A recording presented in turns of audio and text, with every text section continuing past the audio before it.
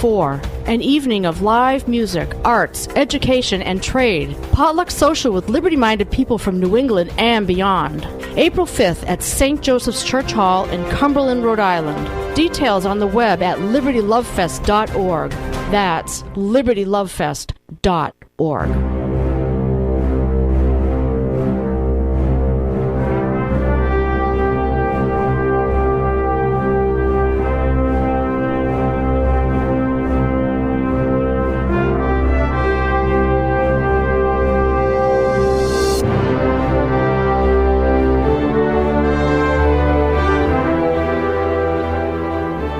My name is Tony Jones, and you are tuned in to The Coalition, where we discuss all sides of local, regional, and national news, politics, and current events online at coalitionradio.us. Throughout the program, you can check in with me on Twitter at coalition_radio, and of course on the almighty Facebook at facebook.com/thecoalitionradio.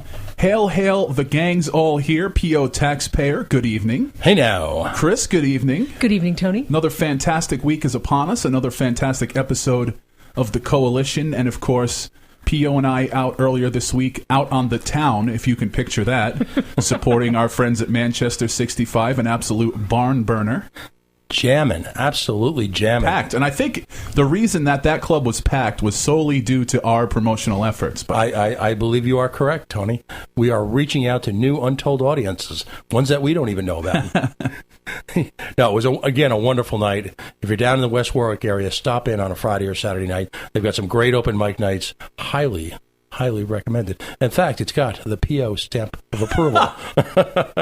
Is that like good housekeeping? Yeah, I was about to say, is that going to be a thing now? You're going to go around giving out stickers? There you go. It was another wonderful week in Rhode Island, or to paraphrase Carol Burnett, as the stomach turns. We were treated to yet another week of non-issue discussion by the candidates at large, doing their best to obscure, obfuscate, and ignore anything important or anything relevant to the lives of the average Rhode Islander, Tony. What will we do? I heard this week, P.O., and I'll tread lightly because I am friendly with a bunch of people down there, but I know that you're always looking for career opportunities, and Alex and Ani is in need of a CEO. So, P.O., I was thinking maybe you could apply for that position. I don't know if I'm politically correct enough, and certainly when one sees your Alex and Ani commercial, first of all, everyone's thin. Second of all, everyone's engaged in some sort of madcap spiritual activity. As you know, I have no soul, so I can't be spiritual. And as the least fashionable person alive, I'm not sure if I fit the mold. But if it comes to taking, I guess, the $70 million or so that they've allegedly floated in debt and taking it and buying extravagant mansions and businesses that have no future, hey, I'm right there, Tony. I went to Alex and Ani Teas and Javas this morning in Wickford, Rhode Island. Yeah. And the coffee was fantastic. And okay. I'm not a jewelry wearer, but if you throw coffee and booze my way, I'm your man. Well, that must be why they diversified. You're making millions of dollars in selling costume jewelry of questionable value. There's no question of its value. Yeah.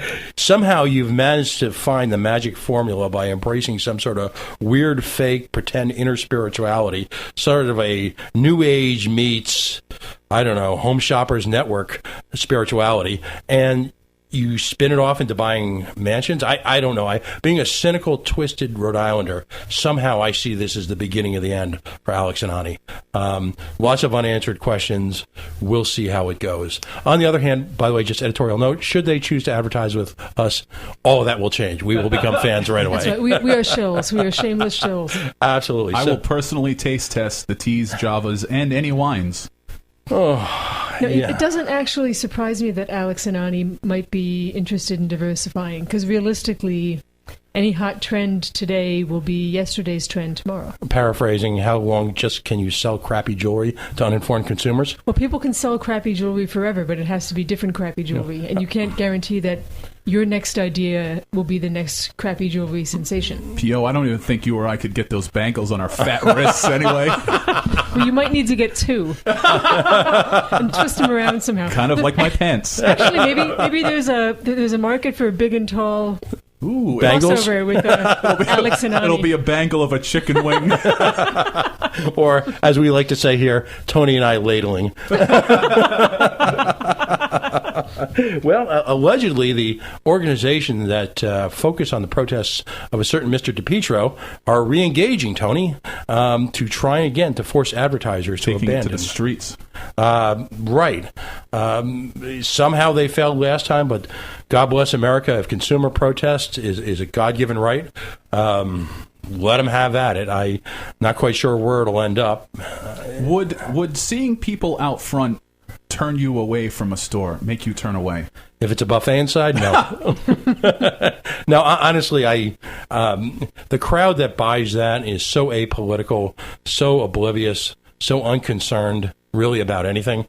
I think they'd go in regardless. Sure. It's consumerism at its worst. I mean, these commercials that they run are just this kind of hodgepodge of, again, false spirituality, some sort of eclectic mix of romance and all that can be had for. It's sort of like casinos. I mean, for a couple $dollars in a care, you can become a better person, more attractive. It's basically charm bracelets for people who don't want to go to Jared. Wow. You know, that's about as harsh. Wow, that's harsh. There's a market for charm bracelets because once you buy somebody the initial bracelet, you then have to keep buying them new charms to add to it. So what charm? I had a charm bracelet when I was a teenager, and it was old school because I'm old school. But nowadays, it's Alex and Ani or it's those Jared baubles. I forget the name of them. So what charm bracelets would you recommend for Tony and I?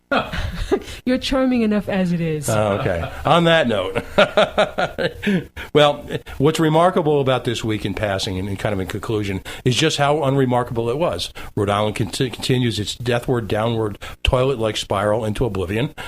Friday morning was a red letter day in the P.O. household because it was the groundbreaking at Plainridge for the brand new multi-million-dollar non-casino casino. I'm surprised you weren't down there with your press pass. No, I am going to make a market effort over the next few weeks as the station, let's just say as we grow as a show. We've got some exciting announcements coming up in the next few weeks, but we are going to have an effort to bring these people on the air and do whatever we can to promote them. And playing into what you just talked about, and I thought about you immediately when I heard the news that our friends at Foxwoods purchased a good portion, I think most of Fall River.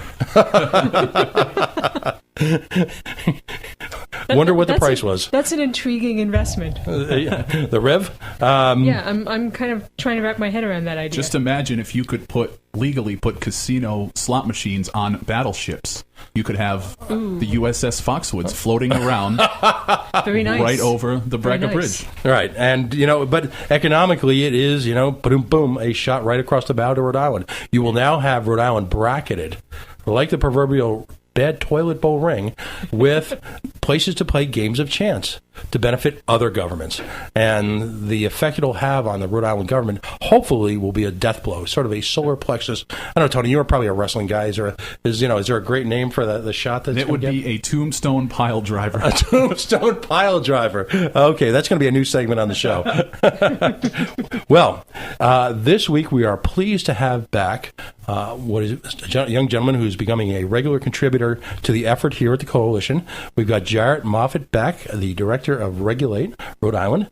Jared, welcome back. Hey guys, it's always fun to be here. It is, and Jared is going to, on a monthly basis, or as particularly faster if breaking events occur, is going to continue to bring us up to date on the Regulate and legalization movement. So what say you? What compelling news do you have to bring to us today? Yeah, well, I'm excited to report that we've had some new folks join onto our coalition. So in particular from the civil rights, civil liberties crowd, we have the Rhode Island American Civil Liberties Union, the Libertarian Party of Rhode Island, and the NAACP of New England has supported our bill. So it's really exciting to have that sort of movement joining arms with ours. Well, as the word eclectic comes to mind, but that's quite. What's that? The Coalition of the Willing? That's stunning. What? As a libertarian, I'm not surprised that we're on board. Mm-hmm. It is. Lifestyle independence and freedom is a major part of being a libertarian.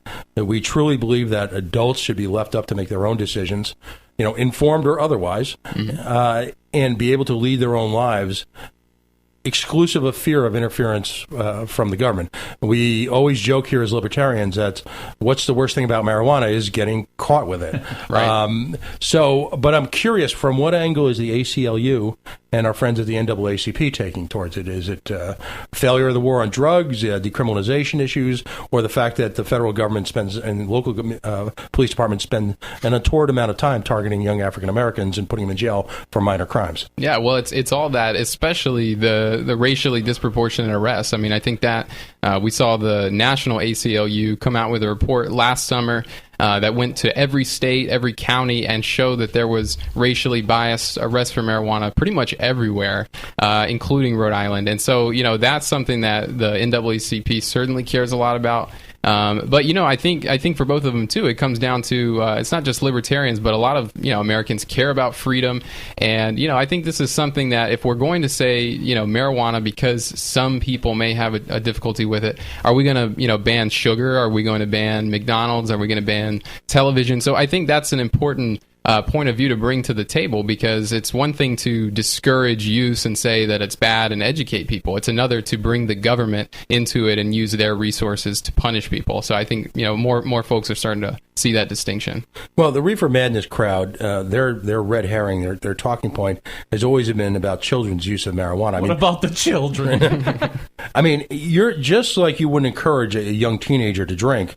Your movement doesn't encourage young teenagers to smoke pot, right? Absolutely not. Yeah, absolutely not. What we're trying to get across to people is that we've looked at states that have medical marijuana, states that have decriminalization laws, other countries in Europe that have experimented with marijuana laws, and what we see across the board is that using punishment, using law enforcement resources actually is a very, very ineffective tool to discourage young people from using. So, what we say is, why not put it behind the counter of a licensed business where that business has an incentive not to sell to minors, and where we have more control over how it's sold and where it's sold. I mean, right now we have a lot of, in pretty much any high school, you can find a teenager who's selling marijuana, and that's because we have an illegal market. So I think it's misguided to think that using the government and using punitive laws to enforce this is the way to keep it out of the hands of kids. I think we've seen with tobacco there are much more effective strategies that we can pursue.